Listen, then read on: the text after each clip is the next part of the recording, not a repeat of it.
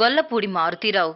ఈయన బహుముఖ ప్రజ్ఞాశాలి, అద్భుతమైన వ్యక్తి, గొప్ప విశ్లేషకుడు, అంతకు మించిన విమర్శకుడు. అన్నింటికీ మించి తెలుగు తెరకు ఎన్నో అద్భుతమైన పాత్రల్ని అందించిన విశిష్ట నటుడు.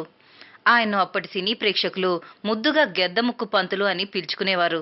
రేడియో ప్రయోక్తగాను, అసిస్టెంట్ స్టేషన్ డైరెక్టర్గాను, ఆంధ్రప్రభ ఉపసంపాదకుడిగాను పనిచేశాడు. సినిమా రంగంలో ఆయన మొట్టమొదటి రచన డాక్టర్ చక్రవర్తికి ఉత్తమ రచయితగా నంది అవార్డుతో పాటు మరో 3 నందులు అందుకున్నాడు. అలాంటి గొల్లపూడి జీవితం 3 పువ్వులు 6 కాయలుగా సాగుతున్న సమయంలో ఒక గట్టి షాక్ తగిలింది. ఆయనకు సుబ్బారావు, రామకృష్ణ, శ్రీనివాస్ అనే 3 కొడుకులు. అందులో ఆఖరివాడైన శ్రీనివాస్కు చిన్నప్పట్నుంచి సినిమాలంటే చాలా ఇంట్రెస్ట్. డైరెక్టర్ అవ్వాలని అతడి యాంబిషన్. ఎంతో మంది దర్శకుల దగ్గర సహాయకుడిగా పనిచేశాడు. ఆ అనుభవంతోనే ఒక సినిమాను డైరెక్ట్ చేసే అవకాశాన్ని అందిపుచ్చుకున్నాడు. సినిమా పేరు ప్రేమ పుస్తకం. హీరోగా శ్రీకర్ అనే తమిళ కుర్రోడ్ని సెలెక్ట్ చేసుకున్నాడు. హీరోయిన్ గా కంచన్ అనే అమ్మాయిని ఎన్నుకున్నాడు. ఇప్పుడు తమిళ సూపర్ స్టార్ అజిత్ కుమార్. సినిమా షూటింగ్ ను చాలా హుషారుగా మొదలుపెట్టాడు. సినిమా చాలా బాగా వస్తోందన్న ఆనందం అతడిలో ఉండేది.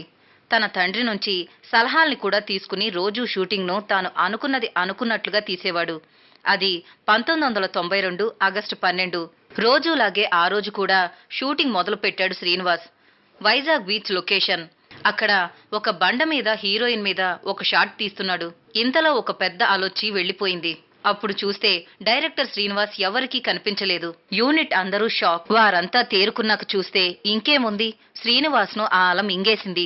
డైరెక్టర్ అవుదామనుకుని కలలుగన్న గొల్లపూడి శ్రీనివాస్ ని అతడి కల తీరకుండానే అల పొట్టన పెట్టుకుంది.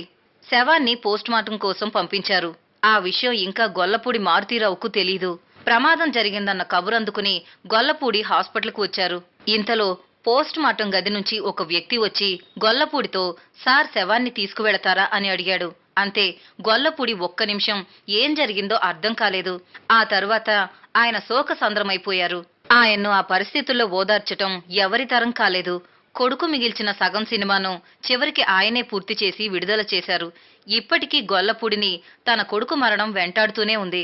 గొల్లపూడి శ్రీనివాస్ పేరు మీద గొల్లపూడి శ్రీనివాస్ మెమోరియల్ అవార్డును ఇండస్ట్రీ స్క్రీన్ మీద ఉన్న ప్రముఖ నటులకు ప్రతిభా పురస్కారంగా ఇప్పటికే అందిస్తూనే ఉన్నారు. ఈ వీడియో మీకు నచ్చినట్లయితే ఇతరులకు షేర్ చేయండి. ఇలాంటి మరిన్ని ఇంట్రెస్టింగ్ టాపిక్స్ ని మీ ముందుకు తెచ్చేందుకు మా యూట్యూబ్ ఛానల్ ని సబ్స్క్రైబ్ చేయడం మాత్రం మరవకండి. Thanks for watching.